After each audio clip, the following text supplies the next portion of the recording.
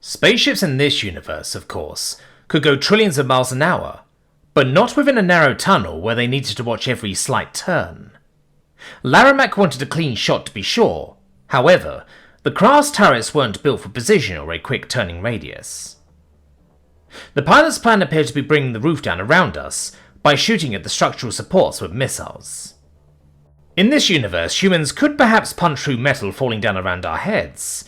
That said, risking small jetty, a spacesuit puncture, and learning the concussive force needed to give us a brain bleed weren't on my bucket list for today. Careful with how much pressure I applied, I kept the Durandi secure against my chest with a gloved hand.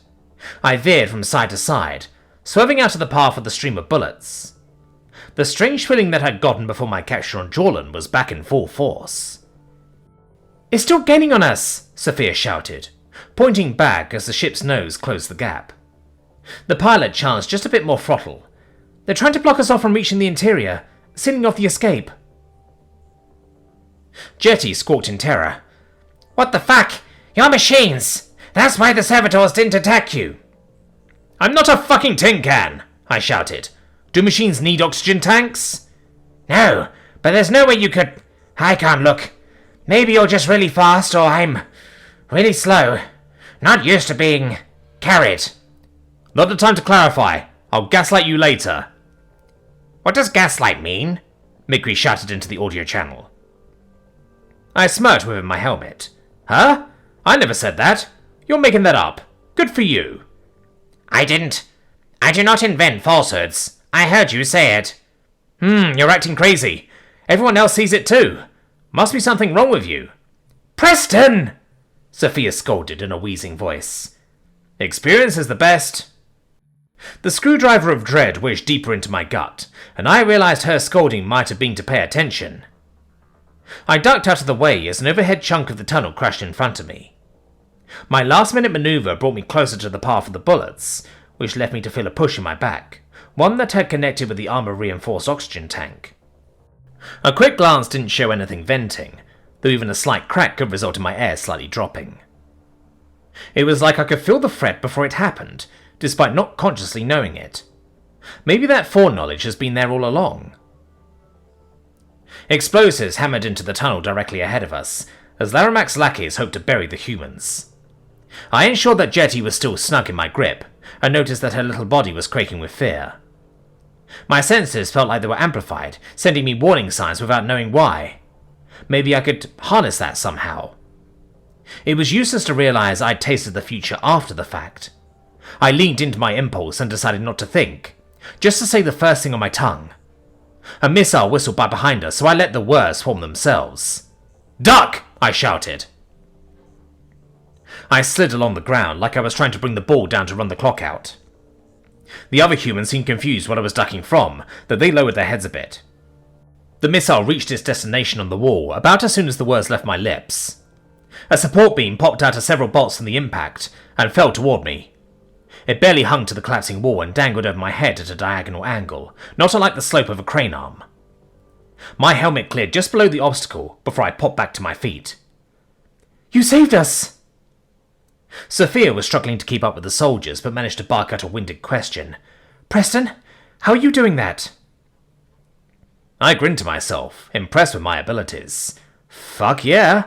I'm the first human to control it, to use it in real time. This is awesome! I just know! "What does that even mean?" Jetty screamed. "You're scaring me! Did it look... loose?" "Well, everything does. But don't worry, I've got this." More debris was tumbling down overhead, as the spaceship spat out more missiles to ensure that the wall didn't hold. I began to think to myself about an exit strategy once we got into the station. It wouldn't stay standing for long beneath this onslaught. Human warships were nearby in case something happened at this meeting, so I hoped the cavalry would ride into the rescue soon enough. The top priority was getting somewhere that the Asgard didn't have direct line of sight of us. The inaudible voice in my mind could be felt for a moment. Its signal as poor as anyone with Mars' own cell service back in Sol. It was little more than an itch, a feeling, like when you knew the zippy black pickup truck, whose driving screamed, "overinflated ego," was going to cut into your lane whether you let him or not. There was no doubt in the matter. I saw it coming from a mile away. An outcome crystallized within the fog. Something about the left side of the path unsettled me, and screamed to get away. "Go to the right! Far right!" I shouted. I hooked to the far side like I was shirking a defensive line, imagining that the wall was out of bounds. I ran as close to it as possible. A missile had been hurled to the ground where we would have been crossing otherwise. The floor caved away like it was made of glass, while my boots stayed on the remaining pieces. The interior was almost in reach, a stone's throw away at this pace. We were much quicker sprinting now than on our deceptively slow walk out. Jetty seemed near catatonic after I predicted the floor collapse. Mikri emitted a confused whir. "I was not aware that Preston was experiencing the precognitive effects also." "I told you I saw you in a boy band! You, a heartthrob, crooning love songs," I chattered, my heart buzzing with excitement. I barely felt the burning of my lungs beneath this rush. "Blowing kisses to your adoring fans?" "This did not happen. Also, I know that you promising to gaslight Jetty did happen." "You're getting upset over nothing. It's not a big deal. Why are you always questioning me? I wouldn't have done this to you. You're too pushy, Mikri, and you need help." The android beat with distress. "Don't be mad at me. I'm just scared of losing my memory. But I trust you, and I do not want to upset you. I mean, my memory does not lapse as organic minds do. This is not worth angering you. I must have had a poor translation and misheard, since this word is not in your recollection. This is a mistake." Sophia shot me a glance as we scuttled back to the left side. "Preston, you're worryingly good at that." "Learn from the best," I spat. Everything was my fault with Pops. "Good at... Oh. MeatTube is messing with me to draw a reaction," Mikri posited. "Better. I just taught you what gaslighting means, so you'll recognize it in the future. It's about manipulating the person into questioning their reality." "I see. I will review the exact words you used and analyze their purpose. I do not see why someone would wish to do this, or why this should be done to Jetty." "You can't gaslight me!" the bird protested. "I know what the fuck I saw!" The tunnel doors were opening. Mikri's ability to control them meant we didn't have to mess with it. Respite was in sight, which prompted me to dig for the last bit of fuel I had. It was weird how I was beginning to get used to running like this, my brain keeping up with my surroundings more. I beelined it for the parted door, before an impulse told my feet to stop. Part of me wanted to ignore it, given how close we were, but those feelings had been right so far. The spaceship was still bearing down on us, as my faith in these instincts were put to the test. Could I make it? If the floor is going to fall out like it did back there, I could jump across the gap. "Stop!" I declared, skidding to a halt and wheeling around. It was affirming how quickly the others listened, despite seeming unsure. My suggestions had been prescient so far. A slew of missiles hammered into both supports at the far end, knocking the roof off its moorings. I could feel the ground quake beneath my feet, and tried to distance myself from the collapsing tunnel. The Askar ship was still barreling down on us, guns blazing. Without us running faster than cheetahs, we had maybe 2 seconds before it reached us.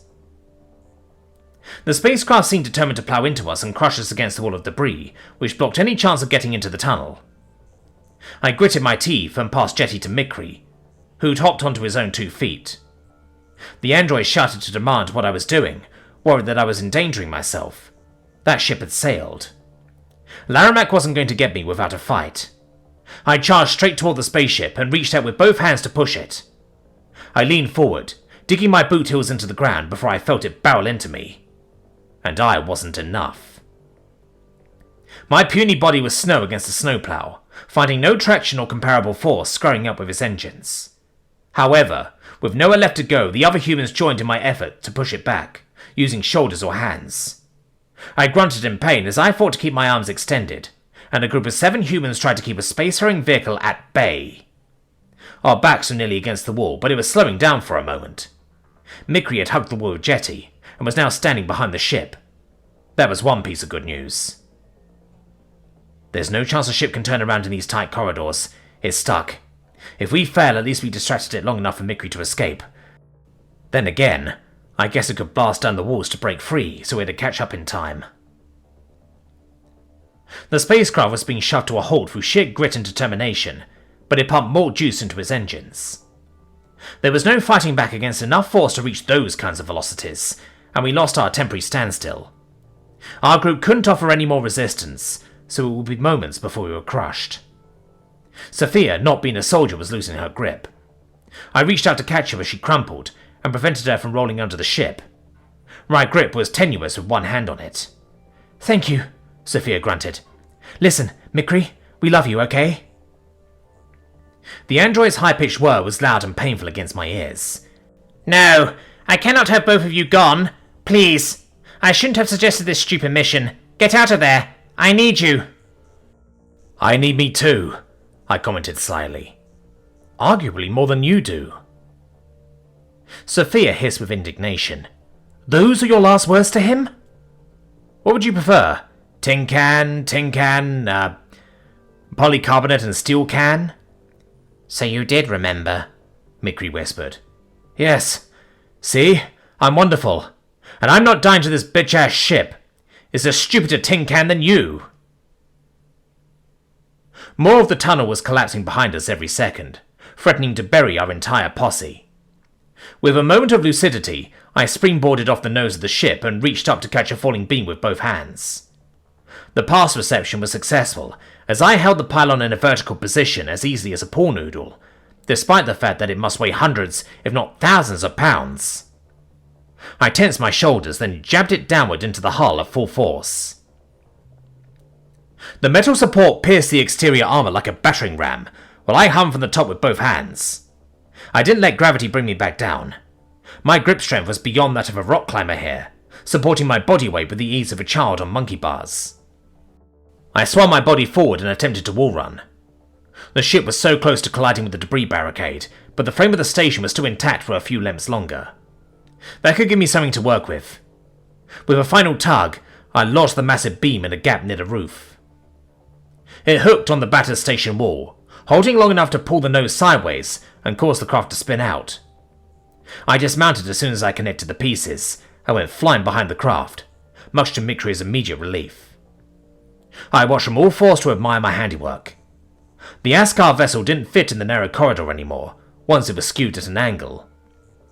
The other humans had tumbled backward against the station's debris, while watching the ship break apart into wreckage.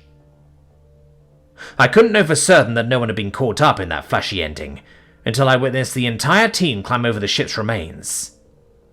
The head count showed that none of us were harmed, and Sophia hurried to give Mikri a comforting hug. It was impossible to see Jetty's expression beneath her helmet, but the Durandi was gawking at the wreckage in stunned silence. I could only imagine what the avian ambassador thought, having witnessed a human impale and eviscerate a spacecraft. "Let's fucking go!" I cheered and clapped my hands, feeling exuberance at my triumph.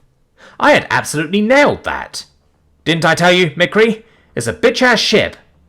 How do you like those last words? You called it a stupider tin can than me, which implies that the descriptor applies to me in the first place. I am not stupid. Can you find the square root of anything? Sure. I pulled up the calculator app on my wrist display and waved at the android. Bring it on. You are having a program calculate it for you. You asked if I could find it. Words have meanings. Let's get out of here, you two, before the whole tunnel falls overhead, Sophia interjected. I see one of our ships touching down right at the end there, and I sure can't wait to evac away from anything built by Laramac.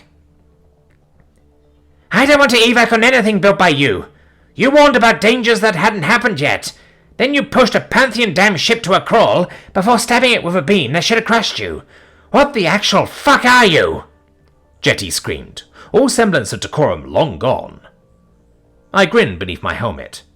Humans.